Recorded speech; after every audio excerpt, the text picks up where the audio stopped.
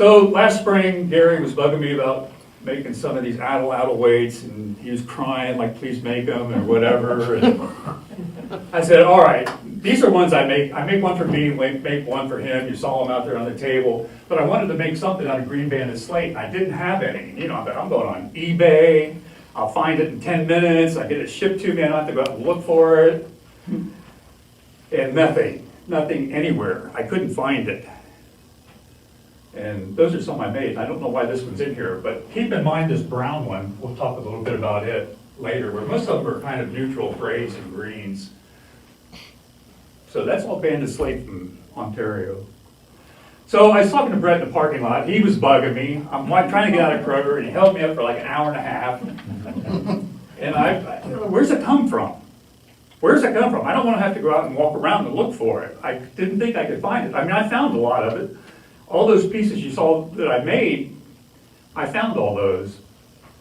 So Gary says, or not Gary, but Brett says, it could be coming from down the Appalachian area. So I put green banded slate, and somehow I got on this school. And they visited a Martin Marietta quarry, and they were looking at this argillite, whatever it's called. And I was a little confused by this at first, then it dawned on me, it's metamorphic. It's somewhat metamorphosed. So then I went, Ontario meta-argillite, or metamorphosed argillite, and these things started to come up. So this William Fox had an article in Arc Notes from Ontario, has some fine looking archaeologists there, stereotypically archaeologists. Anyway, this was in there. So Mr. Fox cites Mr. Wilson, who cites Mr. Bell, and he's talking about this discovery of an ancient quarry at the lake that I can't pronounce, and it's a grayish green clay slate with dark streaks. Sounds just like what we're looking for. They made ornaments, ceremonial objects, and smooth spearheads and knives, which was kind of bizarre. So he's telling where it's coming from. And then some guy here, another guy, he's citing somebody else, and he's found this cobalt argillite. So this stuff that comes out of a formation, it's cobalt formation up there.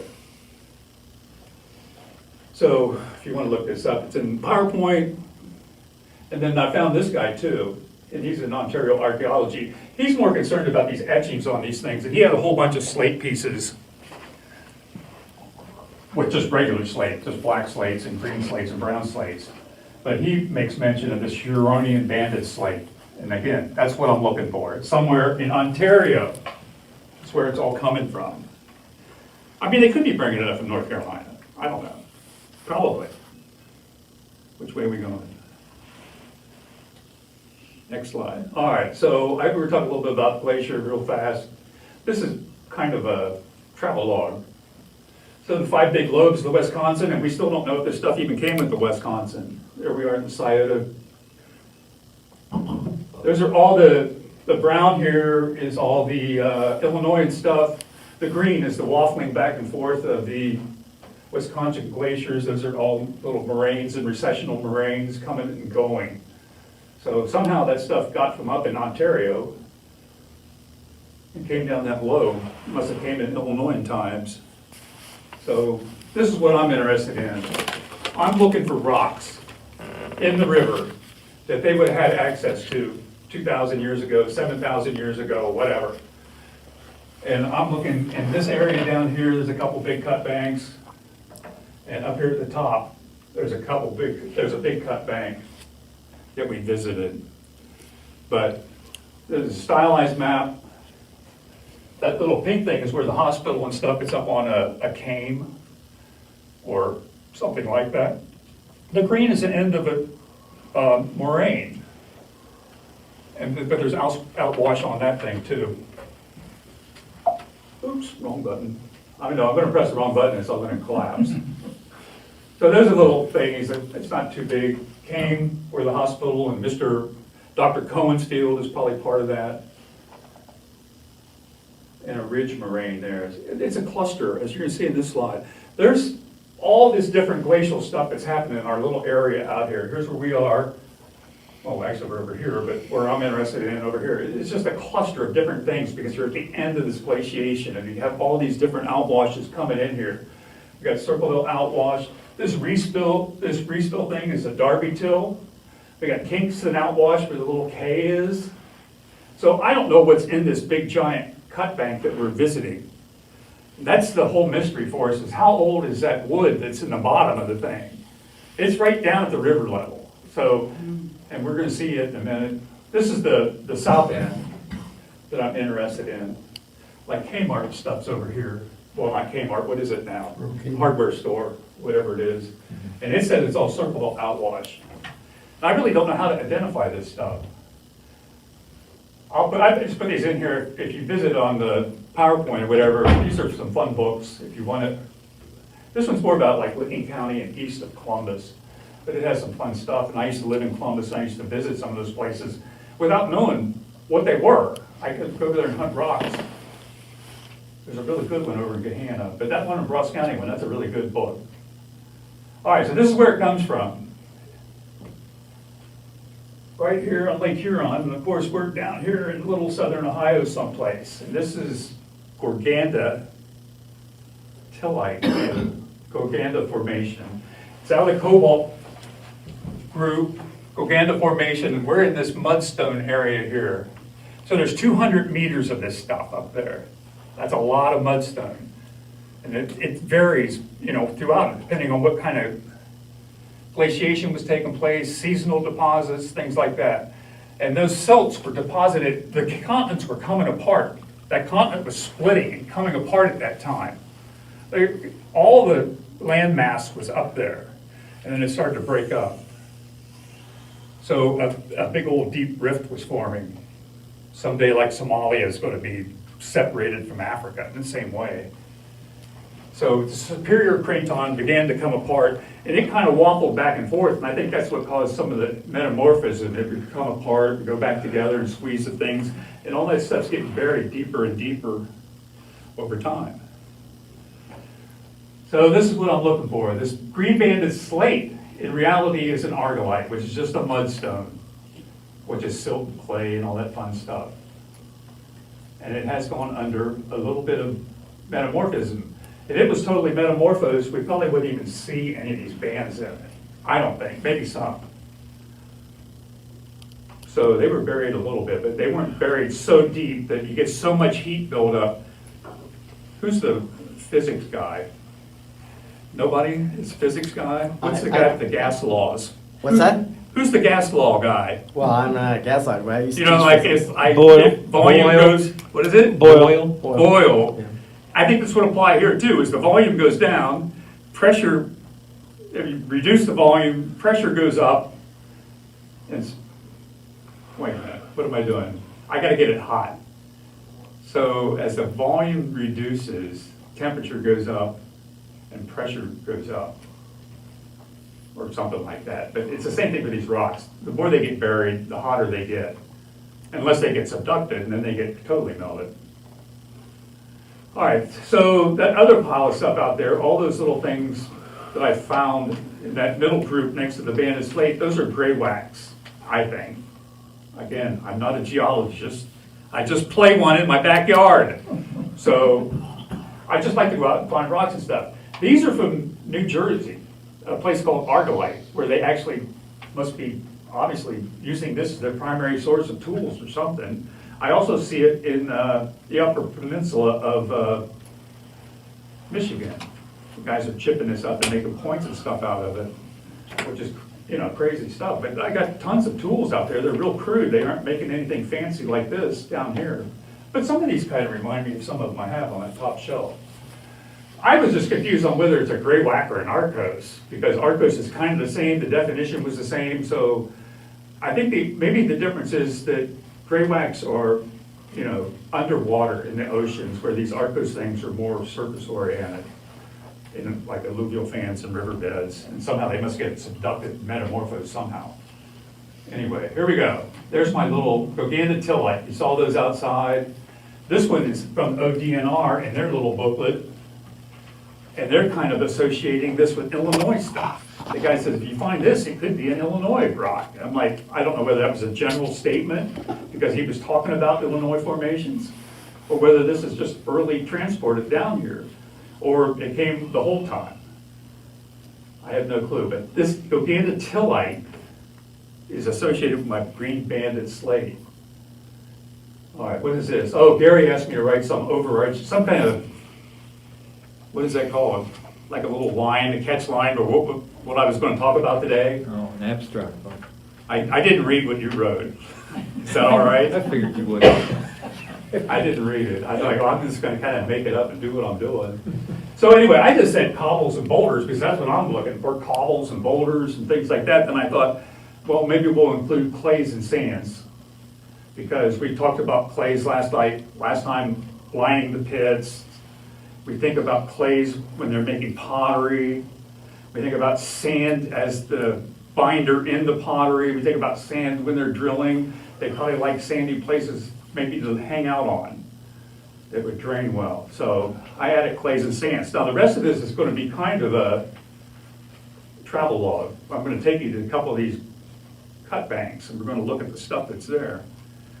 Oh, this is from Geology 101 if you remember this. Some school made this. This is crazy. They made this cage and put these rocks. So they have like boulders at the bottom and they must have clays. And I didn't realize how small clay was. And you keep rubbing that thing and say, oh, it's so smooth. And it's a clay stone. And it's 0.002 of a millimeter. I mean, that's teeny tiny little grain. So somebody made that. I've spent on my desktop for like 2 years and I knew I would use it for something. I just want to know what they're doing back here in the back. What's in that back room? What do they got in there? All right, so here's my, yes, sir. Rule of thumb is if you grind it between your teeth and it just is like butter, it's clay. And if it's gritty, it's silt. That's the distinguishing feature. I believe it. I'm not gonna pay you.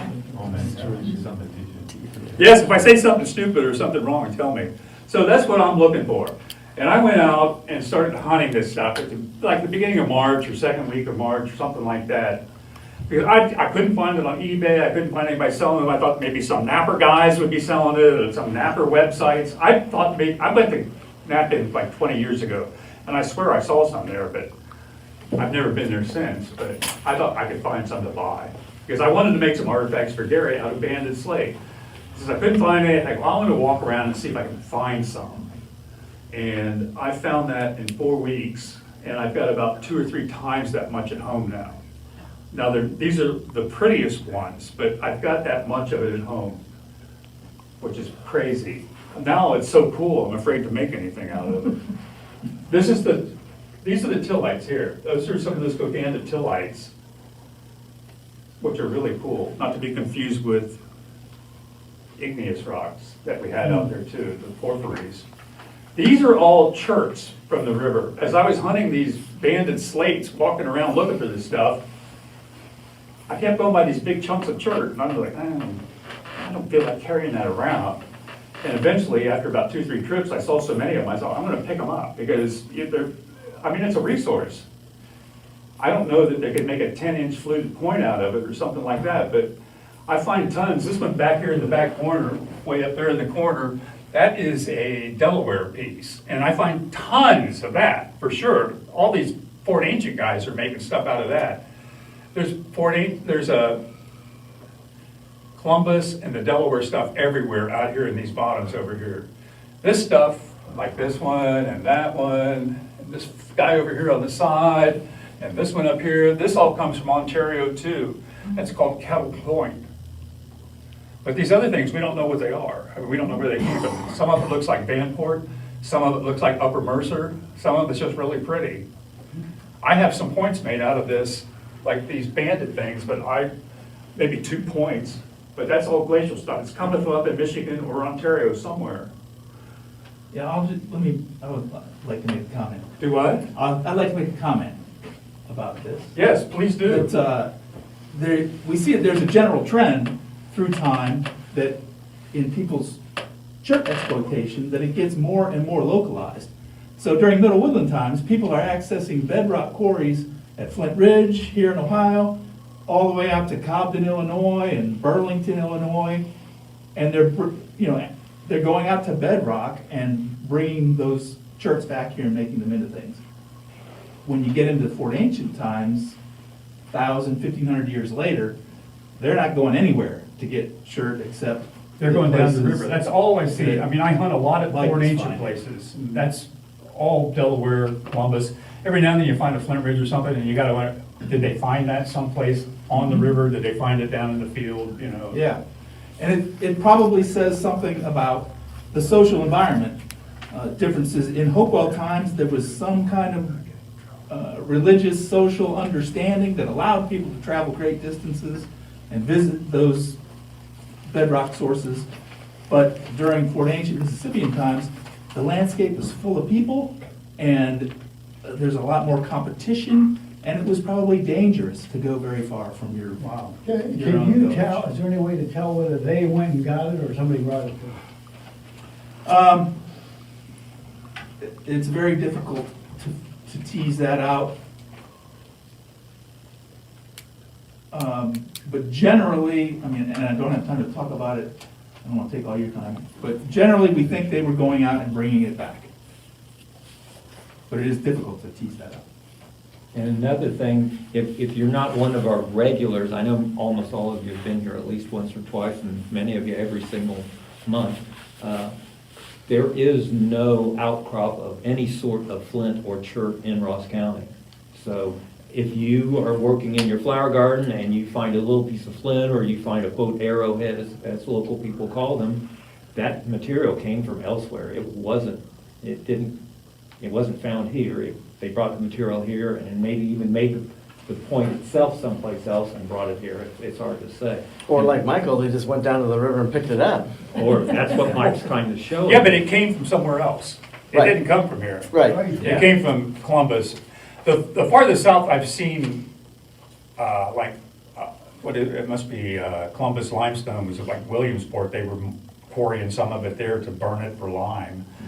But I don't think it's come down here. We only get to see the Ohio shale and stuff like that, which is associated with the Columbus stuff. So all this stuff came here in Glacier. And where this stuff came from, other than the Kettle Point, which I see Kettle Point chert in, like on YouTube and stuff, or Google, so it looks like it, and it's very distinctive. It's crazy looking flint.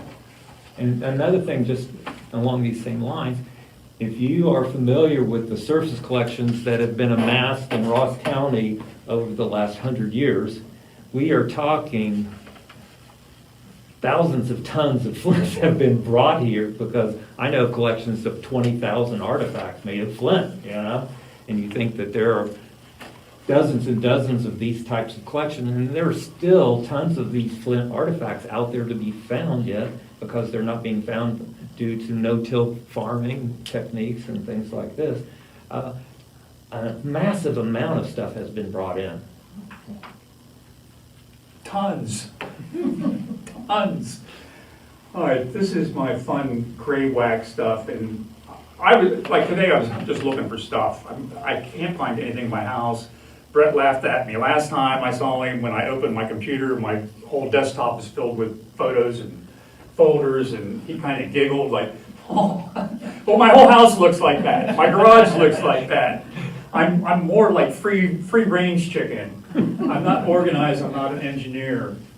So that's just the way I work. I can't help it. I built vintage motocross bikes, and my whole garage just looked like a bomb went on. Anyway, I'm amazed at how much of this stuff is in the field, because I finally got out my boxes together. I found boxes and boxes of this stuff. It's all just chipped gray wax, like you saw in that picture of the real fancy points a little bit ago. There's tons of it out there.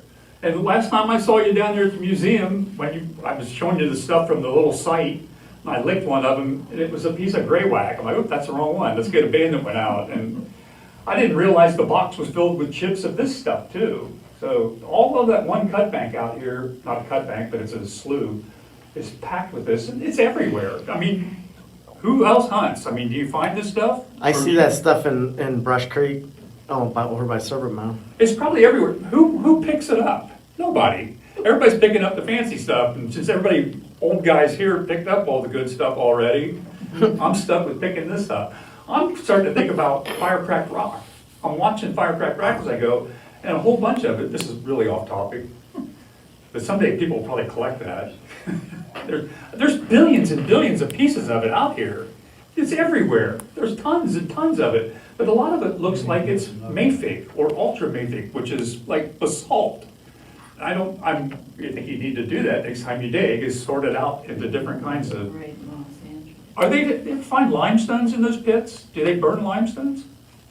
They Like don't, sedimentary rocks? they don't mean to, they're definitely being selective, they're after. They're choosing the rock. Right, and they want igneous rocks for, I was wondering if those light colored rocks or the felsic runs are more porous and they might have more water and they'd be prone to poof, blow up when they're in the fire pit. I mean, they all crack and degrade, but anyway, the gray wax was kind of interesting. I've really been picking it all up now since I'm gonna hoard it. 'Cause I am a hoarder. That was supposed to be like the intro. Hi, I'm Mike and I'm a hoarder. we can get you You're help. a, Hi, Mike. We can rewrite this later. I have to start over and we have to go through the computer and try and get it to go again. All right, so we're getting down to the end here. This is a boulder, since we're kind of going, not really size-wise. That's a boulder of crystal quartz. And it was out here on the table. You could have seen it. That's how big that was before I split it. First of all, I cut a piece off of it. That's the one Pam has now. And I'm like, this is boring. I don't want the little piece of it. I want a big piece. So I went out there next, and I just I had to go back, cart all my stuff out. This photo I took on another day after I split it. This is after a flood, actually. I can see that the flood's been in there. So I split it, and then I had to split another one because I'm too old to pick up a big piece and carry it away. But it's really cool to see that much quartz in one spot, because I find quartz all over the place, not tons of it, like, 5 or 6 pieces here, 5 or 6 pieces there, where they're using it to cut things or whatever they're doing with it. And you always think, well, they brought that from North Carolina, or they brought that from Canada, when you could find boulders of it and bust it up and use little pieces of it. This piece is 2 feet high. What's that? It's 2 feet tall originally, wouldn't you say? It was 2 feet tall originally, wouldn't you say? I still can't hear, I'm old. 2 feet tall. 2 feet. 2 feet tall. What is? That boulder? Yeah. Was It probably was. Yeah. And I took one piece of it last time we were down there and I moved it because I didn't want it to flood to get it. And I put it over somewhere and the hill slumped on it. All the way. And this area- Anyway, the one big piece is still there. The one that's upside down is still there. It may have gone down, I don't know. Maybe it got washed into the river. I don't know. The river does, these things, once these cobbles get in place, they kind of stay where they're staying. It's almost like a street. We'll talk more about that later. So this is one of the cut banks. We're down at the shorter end of it. This is kind of behind Dr. Cohen, if you know where that is, where he's building his stuff. And if I was standing out here across the river, unfortunately it's my GoPro, so it's like ultra wide. If I was standing out here, I would be just about, this is a pretty high one, but like down in here, this little band of rock is about 5-6 feet. So you can see how high that thing is. And that's almost all gravel and sand. That looks just like you would expect to find out there. But this is part of, there's something under it. I mean, this is the test RPM on my motorcycle stuff, but it's got a little laser in it. And it doesn't work on your screen. What the heck? I can't do it, never mind. There's a little bump up here where that tree, right above it, looks like a little mound. But it's almost all gone. It's all been, it's eroded, since I started going there, it's gone from like this down to about like that. I always forget to tell you guys about that. I don't know if it's a mound. Is Cedar Bank up on top of this? Cedar Bank is like over here. Okay. This is where that little kind of behind that little warehouse between Cedar Bank and the fields across from the hospital. They just put up a brand new "Welcome to Chillicothe" sign out there. Yep. It's in that area. So this is south of Cedar Bank. It's south of Cedar Bank. So North Squire of the Davis Earthworks. identified a bunch of mounds south of Cedar Bank, south of the pyramidal platform mound. That's interesting. I hunted arrowhead there a little bit. I shouldn't say that. Yeah. Anyway, where was I? I can't even remember. You were, Anyway, that's a big pile of gravel, and we're way down, this is at our end where we're digging those casts out, right here at this spot. And since the pointer doesn't work, I'm gonna steal this, whatever it is. This level right here is the earthworks level. So that's the terrace that that's sitting on. And this little creek goes up here, and it goes behind where we're working, then it goes up the hill. So it kind of makes a little S there. Pretty soon, it's gonna, all this end is almost all eroded off there now. The river's eating there and it's slowly moving downstream. It's amazing how it works. This is like a normal water level. That's about 3 feet, 3.5 feet. Where's Randall? Where's he been? he's not here. I put a slide in here for him, of a sycamore tree. And he never comes anymore. He's working on his book. This is what it looked like when it's a 15-foot flood. We were digging just on the other side in here. That little creek comes down, goes under the tree, and comes into the river. So this thing's gonna be gone one way or another where we're getting all those casts. That's a 15-foot flood, which is that's not very amazing. We get one of those every year. That's winter time. That's another high water thing though. That's probably 12 or 13 feet, but it looks a lot cooler with the snow on it. This is the other cut bank. This is very fun because there's no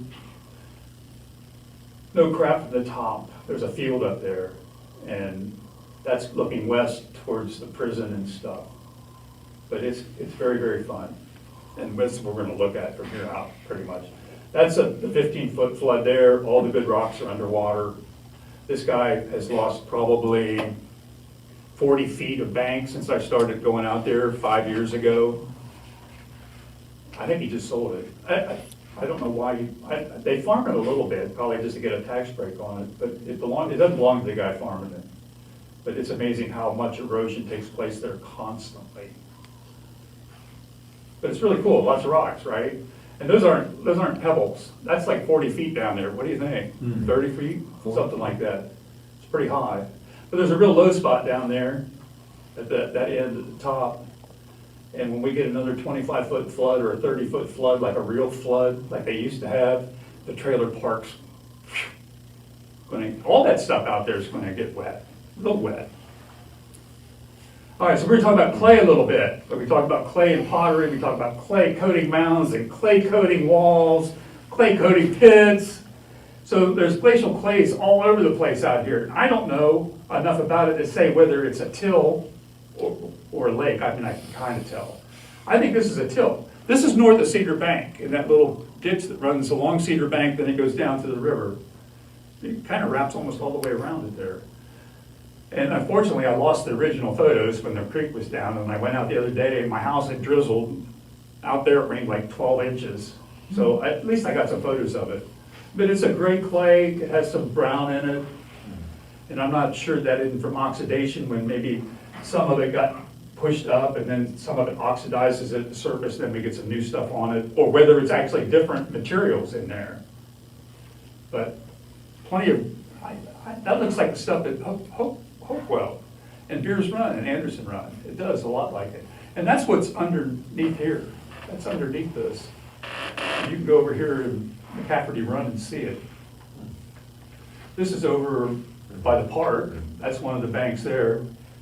Big yellow clays. This is a very fun one here. This has got to be a lacustrine or lake clay, because it is dead flat level. And it's very fun, and it breaks off, it cantilevers out, and these balls break off. So you don't even need to take a basket with you if you want to take it home and work it. You can just pick it up and carry it away, or take it to the river and soak it and get some really nice clay out of it. It's very fun. And wrong direction. That is the layer, and I use my little knife, and it's almost like cutting wood. It's curling up, but it's very pure. There's not any sand in it. Well, not in the middle of it. Obviously, there's sand below it. There's some water going on, and then maybe something dammed up. We've got the silt deposit making the clay. And then we get more sand on top of it as the water starts moving again. All this stuff is about volume of flow, whether we have sand, clay, boulders. What do we got? There's a field of those balls of clay. It's all, and it's stuck, it's not stuck on this. This thing's been here forever. It's been through 3 or 4 floods, and that same thing's been sitting there with that piece of quartzite in it. It won't wash away. It's pretty cool. But anyway, there's balls of clay everywhere. If you wanted to put clay on something, you wouldn't have to work too hard to get it. Let's see what we got. More clay. Same, that's the big cut bank. This is at the end of it. And again, this looks like the stuff at Hopewell or Anderson Run or Beers Run where we get all this real petrified, not petrified, but glacial wood. And there's one teeny tiny lens of carbon in it. And if somebody wants to pay to have that carbon dated, we could do that. I don't know if it's a piece of something that ran down the river and somehow jammed in there, but it's just carbon. I did steal it and took it home. And it's in a jar in my house if I can find it. So, Laugh at me. walking on that, how soft is all that stuff? What's that? How soft is all that It's stuff? hard. It's hard. It's not like, it's not river deposits or anything like that. It's something that's been there. Like, most of these are, they're either till or the glacial pushed it up or it's in the bottom of a lake. Was there a lake here? Was there a glacial lake over us in Ross County? Nobody knows. Nobody's an expert. Lake Tight never came up this far, did it?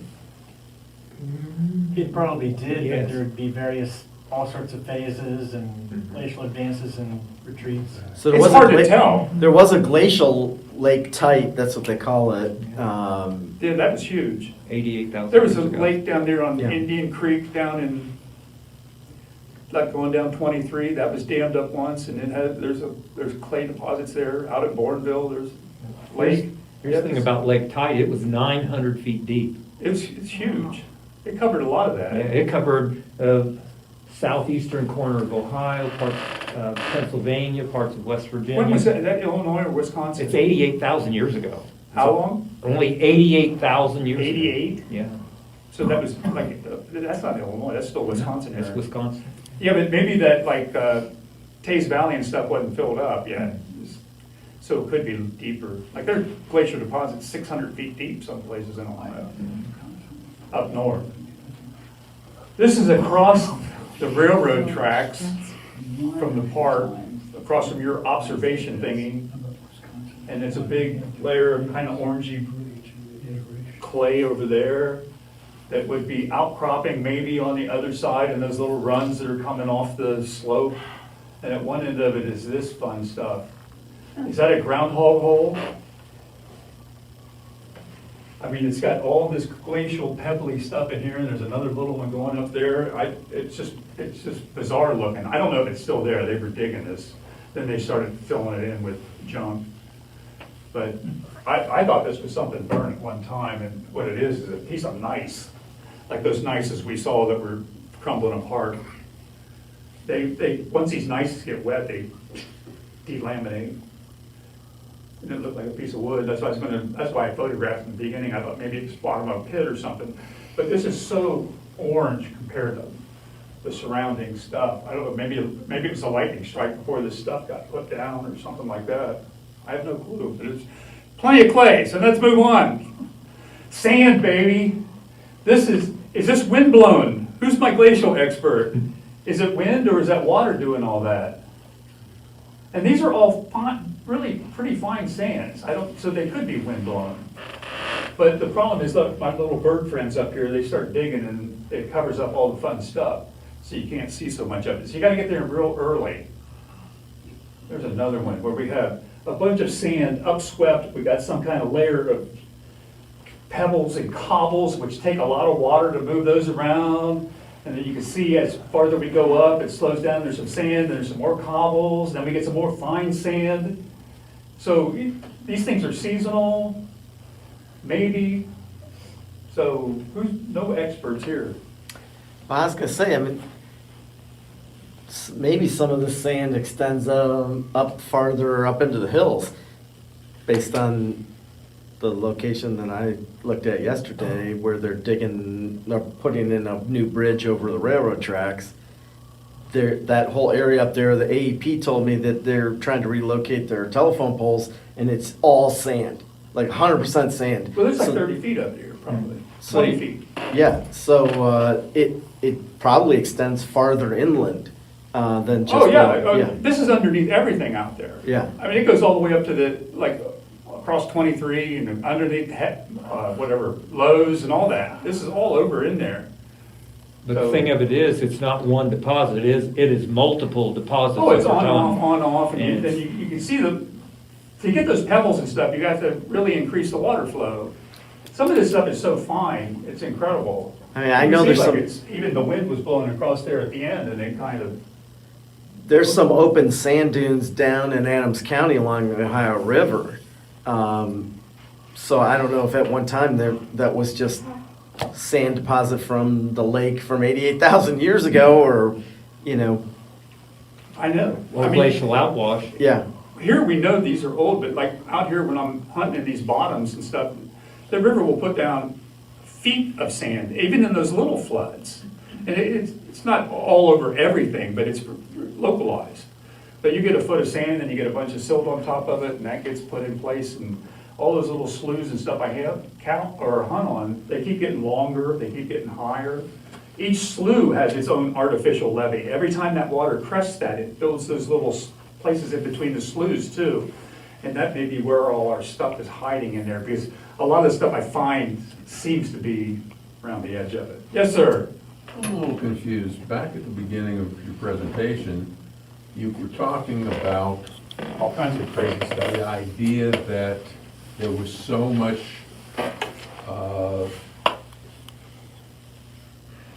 for lack of a better term, valuable stones that had come down Right. here, and it sounded like the idea was that they were human carried. No. Did I say that? I didn't mean to say That that. was my impression. No.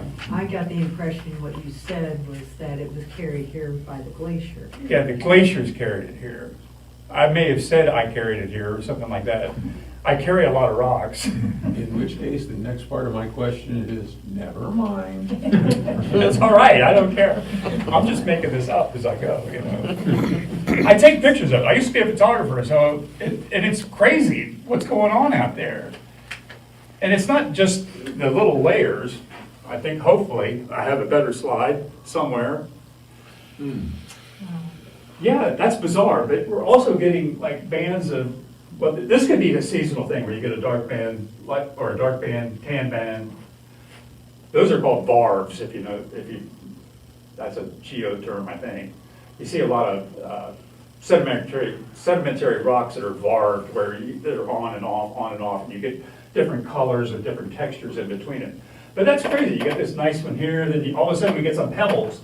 But to me, the thing is, I could go down here, if I'm playing with the sand and I want to drill something, I can pick my sand. I can pick the texture of the sand that I want.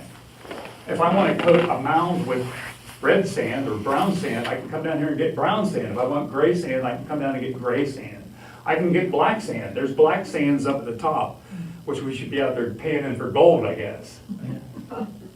But it's, to me, every time I go out here and see, this is right after the flood. So like when we went out a couple of weeks after that, those birds had already knocked all this stuff down. Not all of it. I mean, you got pictures of it. There's another one. I mean, it's just crazy stuff. And you can see the different colors in it. And then somehow, something happened right through the middle of it. There's some erosional thing, whether it's wind or water or whatever, that cut that off. And then then it starts to build up again. I know, I need a redo so I could go back and learn about geology. And I'm really curious about glacial geology now. Okay. I'm hoping that's a bird hole, now that I'm thinking maybe that's a glacial thing. One of our casts is in there, we should have been digging. This is after the birds have been here though, you can see the stuff starting to slough off. But up at the top, it's all like black sand, but there's a little dip there, it's filled up, and then it gets cut off, and then there's a bunch of sand going diagonally over it. So the glaciers, I mean, I know it's hundreds of thousands of years, or at least to Wisconsin. How long is that? 20,000, 30,000 years, something like that? So the water's on and off and on and off. There's my clay again. That's really cool. But this is just look at the different layers of it. We got a little layer of clay arching down there, then all of a sudden we get some sand on top of it. Then we get some pebbles, and then all of a sudden, boom, whatever's happening got shut off. And we get those clays building up. And again, this is with my GoPro, which is good for flat earthers because it makes everything curved. And they go, oh, the camera did it. A lot of stuff I have is curved, and that's not curved. It's your fisheye lens. This is again, on and off and on and off. Clay, sand, sand, pebbles, sand, sand and pebbles, clay. So it's on and off. And again, there had to have been a lake there for that band, because again, that's really level in real light.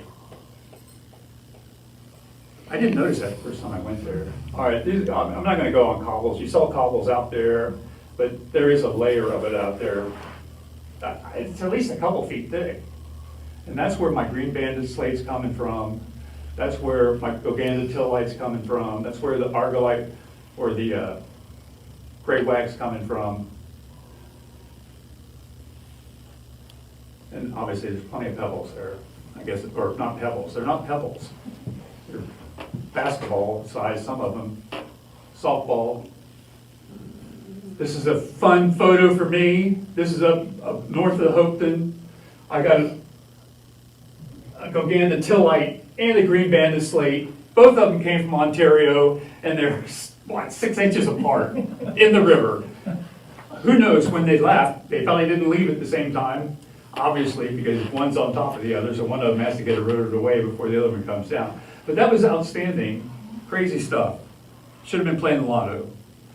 There's just some more of them. Some of them just have one little tillite, one piece of granite in there. Some of these granites could be the size of a car if you see it in Canada. And a lot of this granite stuff we have here could have been part of one of these and then ended up as a cobble or a pebble. These are the gray, those are green too. That might be a gray wax. Very fun. That was one of the pieces out there on the table. That's a fun day when you find 2 or 3 of those.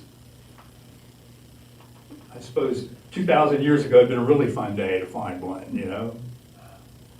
But here's the dilemma in hunting in the Scioto today. It's just filled with nitrogen and other stuff.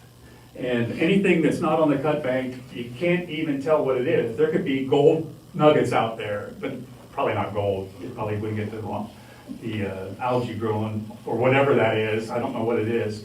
Every now and then the water gets so high and the sand will go over it and it'll clean it up a little bit, but anything in the water, I have no clue what it is. This is off the big cut bank there. Those are big erratics. And this one has it's very angular, so the piece of ice must have brought that one here. It must have come all the way on the ice, otherwise it'd be rounded. So, Are those circular hole divots in? those are some kind of algae or something growing on it, or I don't want to say lichen, but something like that, or a moss. This, the water's going up and down on it. It probably revives it every time the water goes up. This is a little bit farther up. There's a whole bunch of them here, whether the farmer pushed them all over the bank in this one spot, or some of these places where these crossings are out here, they have a lot of big boulders in the creek, or at least I think where the crossings are. They put boulders across there so the sediment stuff builds up behind it. You can cross it probably with wagons and stuff. I'm assuming that back in the day, the river was nothing like it is today. It's been a lot shallower most of the time. Columbus puts out like millions of gallons of water a day, just Columbus.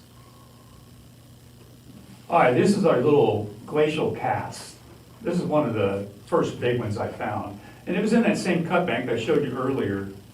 So, very fun. And it's down there in this sandy outwash. I'm gonna call it outwash. It's not till. So I've taken some of it away, and I came back the next day, and the squirrel left me a little walnut in there. I thought that was very fun. First I thought, oh my God, it's a fossil. We can date something. There's a walnut inside the tree. Then I came back, I started digging in there even farther. Well, I came back, first I come back, and it's all red. I'm like, oh, it's magic. But there were some guys fishing down there, and they built a campfire in my pit, in my hole. And it was really cool. I wish I'd taken a picture of it before I started digging, because that whole thing was red, just from that fire. I mean, just a campfire. So you can take and coat your mouth with this sandy gravel that's full of iron, set it on fire, build some fires on it, and turn the whole thing red. Or could you use that as the, whatchamacallit, the, Working. what's it called? Red ochre? Red- I mean, that'd be a good way, you could make your own. Wouldn't have to walk to wherever to get it. So that one was like 4 or 5 feet in there, and I finally got to the point where like, I don't think I should be in this hole alone. I had vision from that, what was the, over in the UK where they're digging the Viking burial, and what's his name, Brown is in the hole, and all of a sudden all the dirt goes over top of him. That happened at Sight Mound to They Chatrone. buried themselves in there. And he and Florence Barrett. Oh my God. Finally I stopped. And that's what I was looking for when I was digging that day when we were out there. I thought I could find the other end, because this is all gone now. The river's taken all this away. Don't blame me, because I dug big holes in it. There's 2 of them right next to each other. That's kind of fun. A lot of times they come in pairs, sometimes they don't. Because, you know, you go down the river, things wash up. One big one washes up, and other stuff washes up against it. And what is this? What's that? And what are they? They're casts of wood. Some wood is washed up some time ago. We don't know when. We have no clue. And we'll see it in later photos.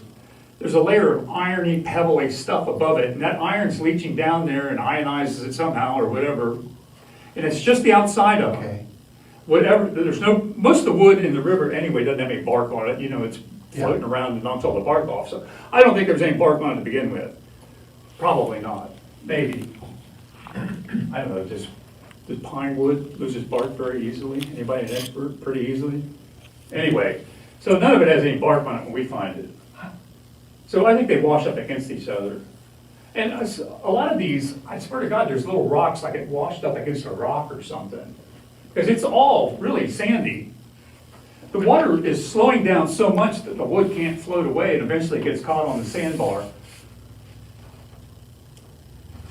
There's one, there's another one right here. But again, you can see all these crazy sandy things coming down. This thing got stuck and sand starts piling up on it. And you can see on this side, it's a lot coarser over here.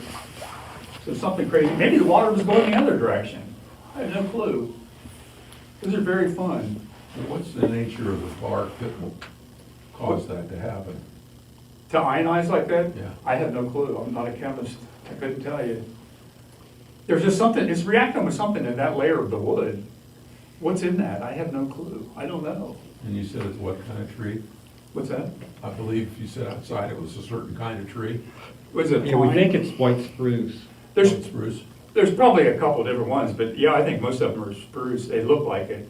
Out here in other parts of the county, we find it buried in clays, like that clay I showed you at the very first slide. And it's real wood. I mean, it's not 100% wood. It started to mineralize. But, you know, they found whole piles of it, like got washed in there or pushed in there by the glacier. So, but this stuff's all hollow inside. Some of it's filled up. And I don't know how I don't know how it gets filled up. Some of them are filled up and some of them are not. I don't know what that is. That's how far back I had to dig for that thing. There it is. I kept chasing it and chasing it. The problem is they're so thin walled. They're like paper, some of them, so it was a long chase back into the bank. All this stuff on top is just, you see all that dark colors, that's all slough off the hill. And this brown sandy stuff is the actual glacial till. Most of this stuff is like river deposits and stuff coming off that big, this one was underneath that big cut bank that we saw a long time ago. Then, oh, this is the 2 pieces that were together. And then this one was really deteriorated, the one on the right. I don't know if it made it out alive or not. This is the one, Gary, and I found it. And then I think I took part of it home because the water was getting ready to come back up and I didn't want it to wash away. We've already lost some of it. This actually has roots on it. This is the root mass coming off of here. And these are from the river, all these pebbles and stuff, that's not the glacial material. You can see a little bit of the glacial sand back there in the back. This one was way different than the other ones. There, I think that's when I took it apart, I'm not sure. Maybe Gary was there. That was the original one. Another fossil. It's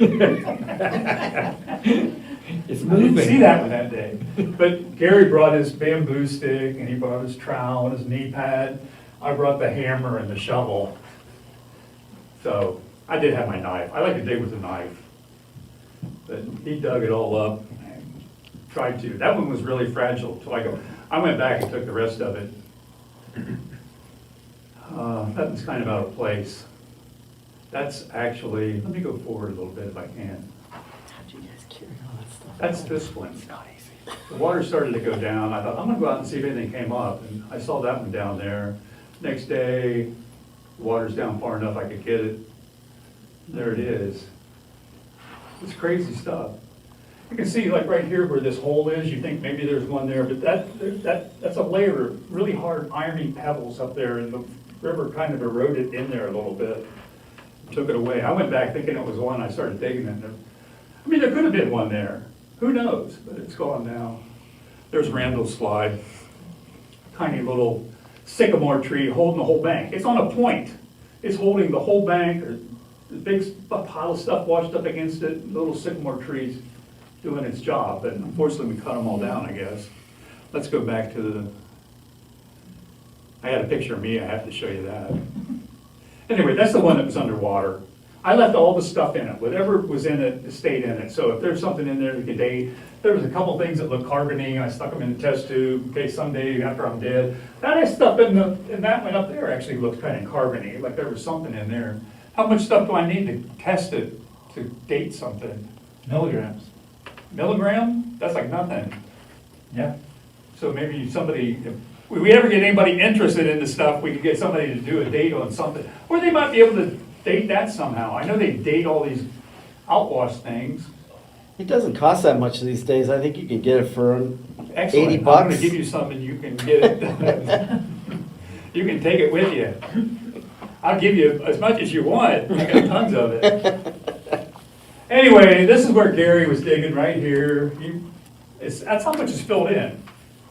And this is where I dug with the red soil, and that one that was underwater was over here. But you can see the iron in there, clearly. And that iron is leaching down in there, and that's what's preserving it. And let's just show you how wide it, this is it's a fun spot. I like going there. You can see all the different crazy layers in there. You got like pebbly sand. Is what it washed up on the pebbly sand. We got sands going diagonal. We got a little sandy clay there. We got some black stuff. I don't know what the heck that is. I have some of it if you want to date it. And some of that was right on top of the wood. So maybe there was a forest fire up there or something.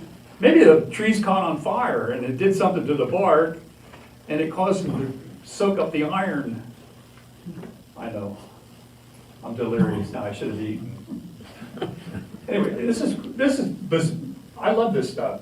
You got all this pebbly sand underneath here, and this log, it washed up somewhere right there. There's some more pieces of branches or something there, but it's got this really fine sandy clay in there. It got deposited probably right up against it, because I think it was in the sandy clay, wasn't it? And they got little stripes of sand going through it. The glacial stuff is bizarre. Just another photo of that. Nobody cares. This is another spot. Same stuff going on. Crazy. It's got to be water. It can't be. Those things are too big for wind to blow around, aren't they? Who knows? There's another one. I'm intrigued by this black stuff and what it is. All right, there I am. That's all that orange. That's all gone. All this stuff here is gone. Every bit of it. River washed it away. Did you take samples of that black stuff? What's that? Did you take samples of that black I stuff? have some of the black stuff. I can get more black stuff. There's plenty of it out there. Have you looked at it under a microscope? I have not looked at it. Gary keeps bugging me for stuff and I don't have time. No, yeah, I can't find my microscope. It's somewhere in my house. I've got several microscopes. I don't know where they are. I brought all my stuff from school home, and I got one room that's just packed with science stuff. And every time I go in there looking for something, I root around, and there's crap everywhere. I need to have a yard sale. I don't know what to do with it. Who would buy pH testers and stuff like that? All right, we already went over that, so we can skip over that. Oh, this is very fun. This was part of this Goganda formation. They got these big sheets of mica up there. This guy, he discovered it. It's in the pegmatite field, which is a rock with big crystals. And this was during World War II, and they really wanted this stuff. It's like heat shields and stuff. And that's the biggest one he found, but unfortunately for him, he died in a car wreck Oh, like a year later or something, and his dad ran the mine and made billions of dollars. But they mined all of it out. It's all gone. I mean, they find it other places, I'm sure, but that's a huge piece of mica. Could be took that back from North Carolina or Canada down here. Pretty fun.